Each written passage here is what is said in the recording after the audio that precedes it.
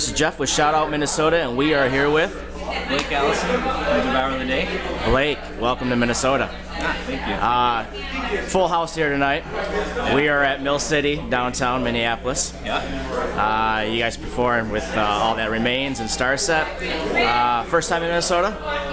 No, actually, this is not.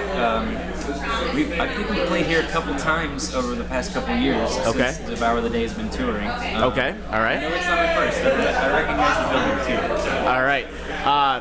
Let's talk about the show tonight first. How was your response, and what was the crowd's response to you guys playing? You know, I might be shooting myself in the foot by saying this, but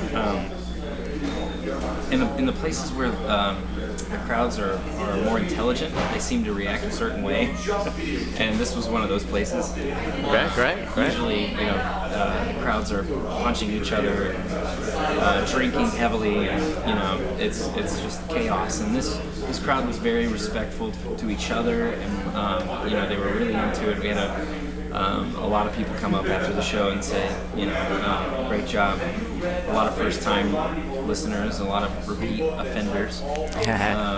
But we had a great time tonight. It was great. Now, this is one of many venues down here in Minneapolis.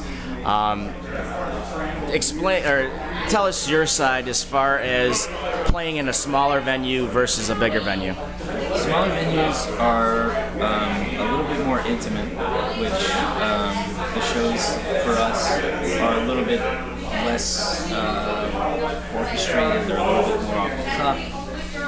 We just kind of say whatever we want to on stage, and we really don't pay too much attention to, saying, okay, this is our band and this is what we're doing. Instead, we're just out there making silly jokes just to make each other laugh.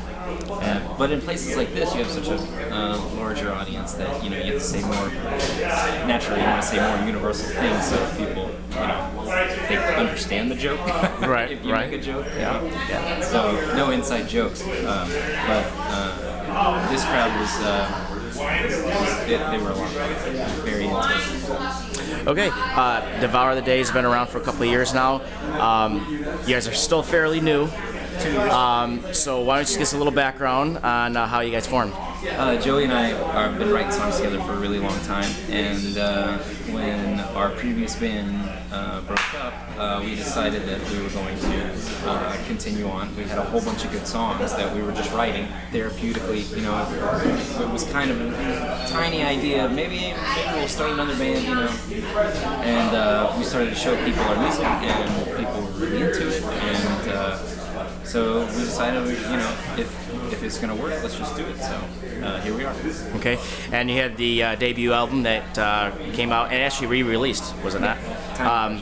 Tell us a little bit about the album. Let's see. It's in the past, Joey and I have written with band members, and that process is. You got 5 guys in a room, and everybody's got different opinions and different ideas. Naturally, music starts to take on a certain form. And with this particular project, it was just Joey and I, and that was it. So we were able to take some chances in the directions that we wanted to, because we were able to see our ideas from their conception to their fruition. And that's pretty cool. When You guys totally usually along the same lines as far as thinking, as far as music writing, or are you guys very different? Really. We're very different, but I think that's kind of the yin and yang. Not that we disagree.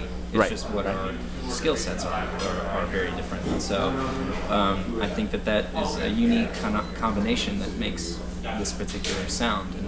And we really didn't know. We didn't know that it was going to sound like this. We had no idea what it was going to sound like. But when we finished, we were like, okay, cool, we got some good music, and hopefully people will like it. And it turns out that it seems like most people do.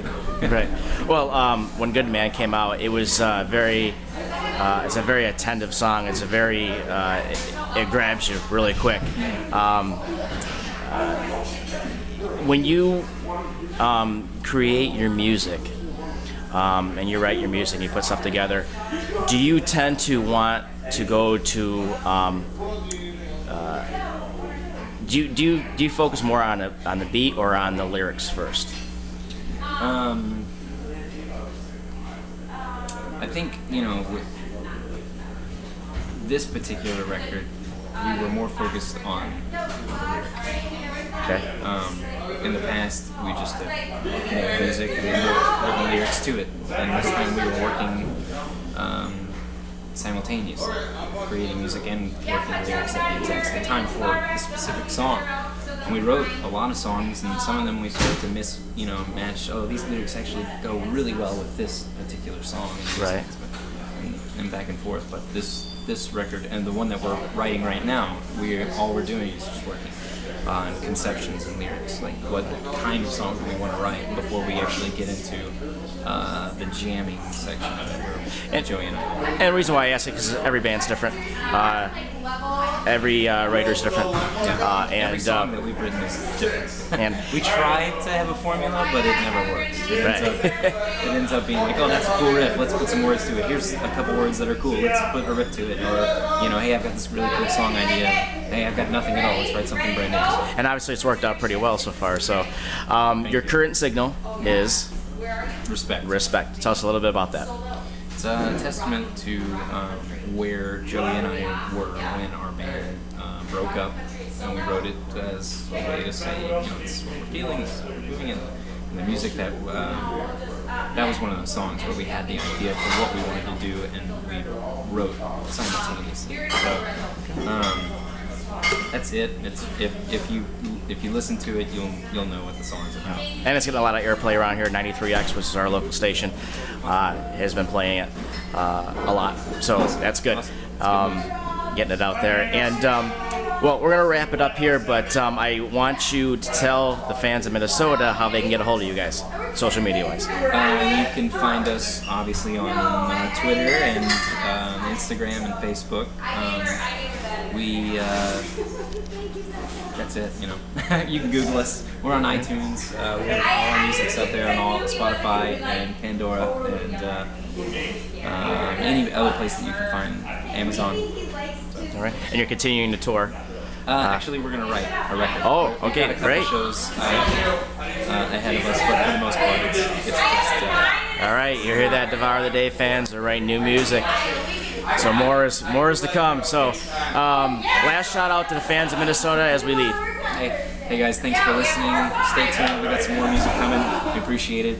Blake from Devour of the Day. Thank you.